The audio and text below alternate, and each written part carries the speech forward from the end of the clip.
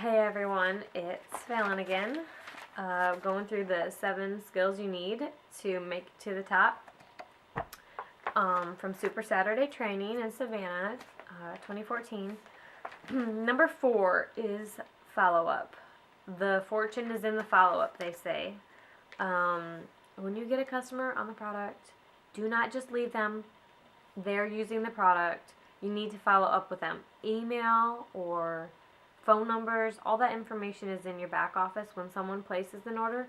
But if you talk to them through Facebook, be sure to message them on Facebook. That's a little less personal. A little more personal than an email or something. I know a lot of people make phone calls. I haven't actually called anyone because I get a lot of customers through Facebook and they're people I don't know. But I'm probably going to start that. You need to be organized.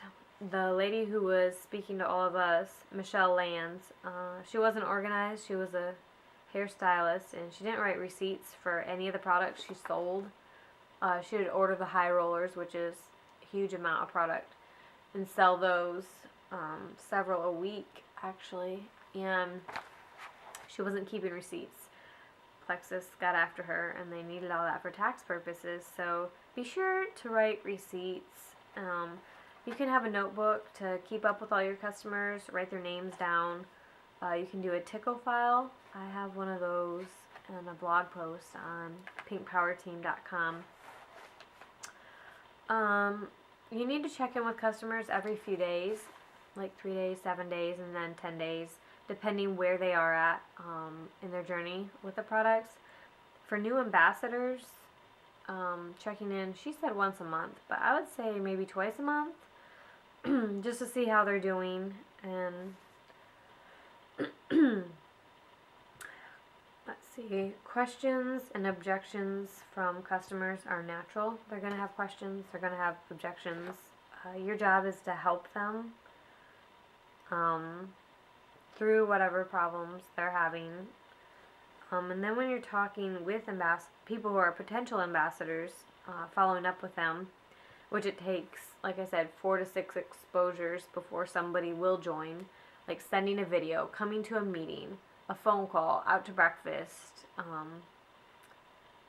showing them your website. It's going to take a lot of interacting with them before they decide to join or buy. But as far as people joining, there's going to be two kinds of people, two kinds of objections. There's going to be people who don't believe in themselves, and then there's going to be people who don't believe in network marketing. I've had quite a few people who don't believe in themselves.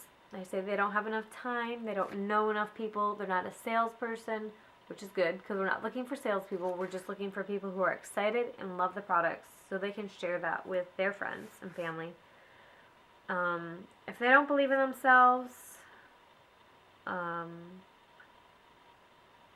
just ask them questions and share your experience. If they don't believe in network marketing, Plexus is very, very different.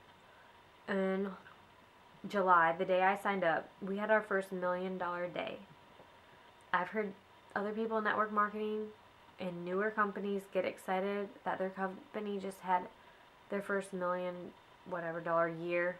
They just reached $1 million in sales, and that was their first year doing that.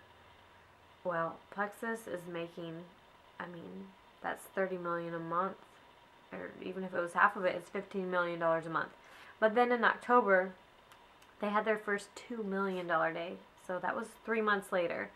That's ridiculous growth, and that's because the products work and people love the products. There's not anything else out there that's like this.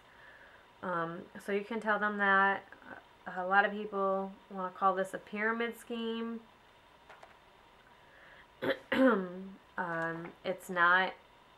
For one thing, they're illegal, but no matter what you're doing, there's always going to be someone at the top. The government, Walmart, everyone, there's someone at the top of everything. If people say, oh, I've done that before, I've done Avon, I've done Tupperware, they've done it all, you can just say, oh, tell me about it.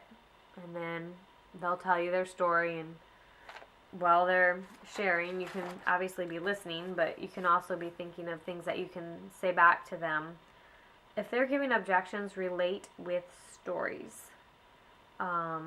You can relate and say, oh yeah, I totally understand. I don't have a lot of time either, which is why I'm doing this. I can make a full-time income by working part-time at home. Or you can share stories. Let me tell you how, if they say, let's see, if they tell you, I'm not a good salesperson, you can say, let me tell you how I learned to share the products. I learned to share the products just by falling in love with them, researching the ingredients, and being a product of the product myself. If they have questions, a good thing to say is, if I could show you how, and then whatever, if I could show you how to make $500 a month, would you be interested in hearing more?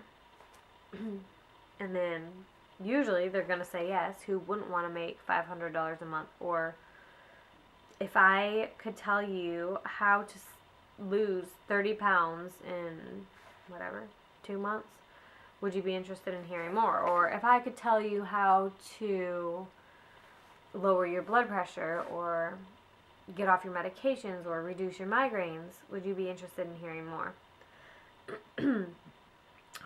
That is all the notes that I have for point number 4 in the follow-up. And I'll be back with another video.